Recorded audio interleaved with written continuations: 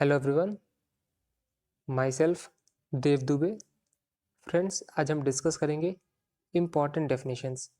हम कुछ ऐसे महत्वपूर्ण डेफिनेशन को देखेंगे, कुछ इंपॉर्टेंट डेफिनेशन को देखेंगे जो किसी भी एंट्रेंस लेवल टेस्ट या फिर कम्पिटेटिव एग्जाम्स में पूछे जाते हैं। यूपी रेवेन्यू कोड 2006 के अंतर्गत टोटल 29 डेफिनेशंस है, जिनमें से मैंने इस वीडियो में जो सबसे इंपॉर्टेंट डेफिनेशन है, टोटल 10 डेफिनेशंस, ऐसे 10 डेफिनेशन को डिस्कस किया है जो या तो समझने में थोड़ी दिक्कत हो सकती है या तो अपने आप में बहुत इंपॉर्टेंस नेचर के। तो सबसे पहले हम डिस्कस करते हैं पहली डेफिनेशन, आबादी, या फिर जिसे हम कभी कभी विलेज आबादी भी कहते हैं।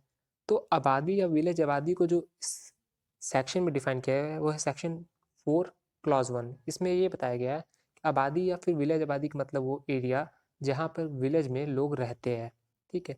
यानी रहने के लिए जो एरिया यूज होता है उसे विलेज आबादी कहते हैं, ठीक है। या फिर हो सकता है वो लोग रहते ना हो, उससे रिलेटेड कुछ काम करते हैं, जैसे कोई हो सकता है वहाँ पे वेल हो, कुआं हो, ठीक है, या फिर कुछ पार्क टाइप में एरिया, वैसे पार्क नहीं लेकिन ओपन एरिया कोई हो जो पब्लिक वेल यूज के लिए होता है, मतलब जो रेसिडेंट पर्पज से ही इन एंसिलरी जो चीज़ें हैं वो सारी चीज़ें विलेज आबादी एरिया में आ जाती हैं।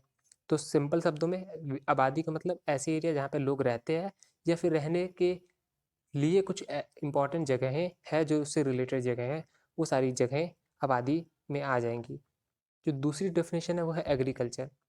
एग्रीकल्चर में देखिए, फार्मिंग तो होता है जिसमें आप फसल तो बोते हैं, वो तो एग्रीकल्चर में आता है, लेकिन इस एक्ट के लिए, इस कोड के लिए एग्रीकल्चर में हॉर्टिकल्चर को भी इंक्लूड किया गया है, एनिमल हस्बेंड्री को भी इंक्लूड किया गया है, पीसी कल्चर को भी इंक्लूड किया गया है, फ्लावर फार्मिंग को भी इंक्लूड किया, नहीं आप अगर फूल को भी पैदा करते हैं तो वो भी एग्रीकल्चर है, बी कीपिंग, ठीक है, पोल्ट्री फार्म, मतलब जिस तरह के भी आप अगर एक्ट कर रहे हैं वो सारी चीज़ें एग्रीकल्चर में आ जा रही है, जो कि जनरली आप साइंस की नज़र में देखें तो एग्रीकल्चर का ही पार्ट माना जाता है।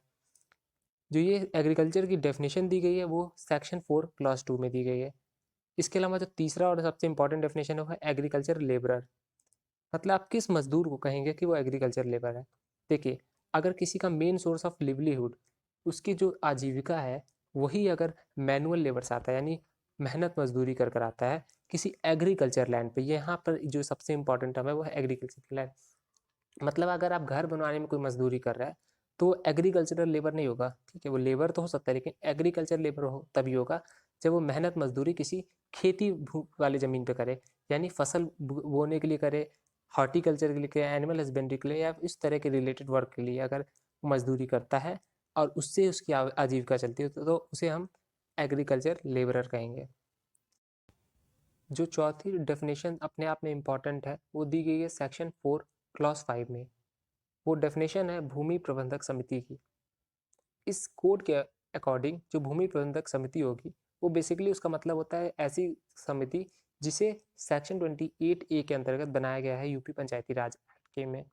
तो जो यूपी पंचायती राज एक्ट है 1947 का, इसमें बेसिकली क्या कहा गया है, इसमें कहा गया है जो विलेज पंचायत होती है, जो गांव की पंचायत होती है, उसे ही भूमि प्रबंधक समिति का कार्य दे दिया जाएगा, और जो प्रधान होता है वही उसका चेयरमैन होगा, और जो लेखपाल होता है वो उसका सेक्रेटरी होगा। तो बेसिकली भूमि प्रबंधक समिति की जो इस कोड में डेफिनेशन दी गई है वो कहा गया है सेक्शन 28 ए में, जो यूपी पंचायती राज एक्ट में बनाया गया है वही भूमि प्रबंधक समिति होगी। और वहाँ पर भूमि प्रबंधक समिति कौन है, जो विलेज पंचायत है। तो अल्टीमेटली विलेज पंचायत ही भूमि प्रबंधक समिति है, जिसमें चेयरमैन उसका प्रधान होता है और जो उसका सेक्रेटरी लेखपाल। जो पांचवी डेफिनेशन है वो है बोर्ड, यानी बोर्ड क्या होगा। तो बेसिकली जो सेक्शन 7 में इस पर्टिकुलर कोड में जो बोर्ड ऑफ रेवेन्यू बनाया गया है उसे ही यहाँ पर बोर्ड कहते हैं, सेक्शन 4 क्लॉज 6 के अकॉर्डिंग। पांचवी इंपॉर्टेंट डेफिनेशन के बाद हम देखते हैं छठे इंपॉर्टेंट डेफिनेशन, वो है ग्रोव लैंड। ये समझने में थोड़ा आप ध्यान दीजिएगा क्योंकि ग्रोव लैंड अपने आप में कंफ्यूजिंग शब्द है।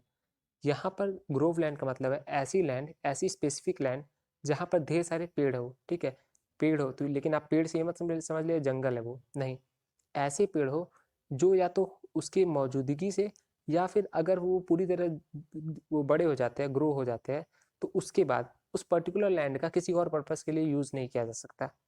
बेसिकली ये जो पूरा टर्मिनोलॉजी बताई गई है कि ऐसे पेड़ हो, ज़्यादा पेड़ हो, और पेड़ या तो बड़े होने पर या फिर बड़े हैं जिसका अदरवाइज दूसरे तरीके से उस पर्टिकुलर ज़मीन का यूज़ नहीं किया जा सकता, तो उसे हम ग्रोव लैंड कहेंगे।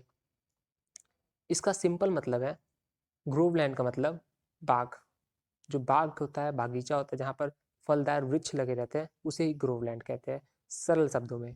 लेकिन यहाँ पर जो डेफिनेशन दी गई है सेक्शन 4 क्लॉज 11 में, उसमें एक स्पेसिफिक मेंशन किया गया है कि जो पपाया का पेड़ होगा या फिर बनाना का जो प्लांट होगा उसे इंक्लूड नहीं किया जाएगा। ठीक है, तो ग्रोवलैंड का सिंपल मतलब है जो बाग होते हैं गाँव में, जो बाग बागीचा होते हैं फलदार वृक्षों के, उसे ही ग्रोव लैंड कहते हैं। क्योंकि जब वहाँ पर फलदार वृक्ष लगे रहते हैं या फिर बम्बू के प्लांट लगे रहते हैं, ऐसे कुछ चीज़ें लगी रहती है, तो वहाँ पर दूसरे पर्पज़ के लिए उस लैंड का यूज़ नहीं किया जा सकता।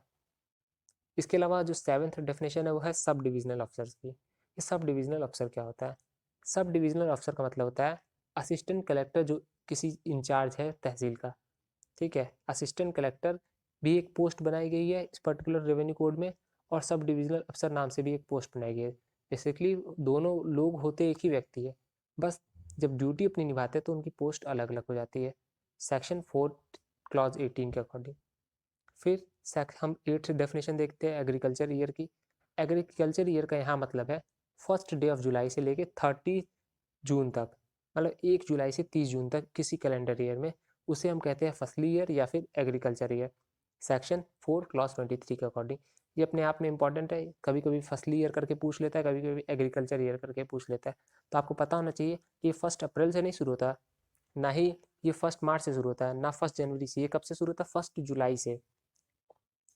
इसके अलावा एक और कंफ्यूजिंग शब्द है जो ग्रोवलैंड के बाद आता है, वो है म्यूनजुमला लैंड। म्यूनजुमला का मतलब होता है एक तरह का लैंड का जो डिवीजन किया गया है वो पेपर पे सिर्फ किया गया है। ठीक है, मतलब जो डिवीजन है वो फिजिकल डिवीजन नहीं है, बस प्रिज्यूम कर लिया गया है कि ऐसा डिवीजन पेपर पे बना दिया गया, लेकिन एक्चुअल ऐसा कोई जो डिवीजन है लैंड का वो नहीं किया गया। सेक्शन 429 इसी को डिफाइन करता है कि जो पर्टिकुलर ऐसी जो लैंड होगी जिसका एक्चुअल डिवीजन नहीं किया गया, एक्चुअल पार्टीशन नहीं किया गया है, लेकिन पेपरों पे उसका पार्टीशन कर दिया गया, तो उसमें जो सरिया नंबर दिए जाते हैं, जो नंबरिंग की जाती है जिससे आइडेंटिफाई किया जा सके, उसे ही मिनजुमला कहते हैं। इसके अलावा जो 10th डेफिनेशन है रेवेन्यू कोड और रेवेन्यू अफसर की, इसके लिए मैंने एक सेपरेट वीडियो बना रखा है क्योंकि थोड़ा बड़ा है, थोड़ा समझना इसे इंपॉर्टेंट रहता है, अपने आप में इंपॉर्टेंट डेफिनेशन है, इसलिए मैंने इसे सेपरेट वीडियो में डिस्कस किया। तो आप वहाँ से रेफर कर सकते हैं कि रेवेन्यू कोड क्या होता है, रेवेन्यू अफसर क्या होता है। बेसिकली दोनों में जो लोग हैं वो सेम है। रेवेन्यू कोड में सिर्फ बोर्ड, जो बोर्ड ऑफ रेवेन्यू वो जुड़ जाते हैं, उस बोर्ड ऑफ रेवेन्यू के मेंबर्स जुड़ जाते हैं, और रेवेन्यू कोड में रेवेन्यू इंस्पेक्टर इंक्लूडेड नहीं होता। बाकी सब सारे जो नेम है वो सेम है रेवेन्यू अफसर के केस में। So this is all from my side, thank you. अगर आपको हमारा वीडियो पसंद आए तो प्लीज़ चैनल को सब्सक्राइब करें। Thank you.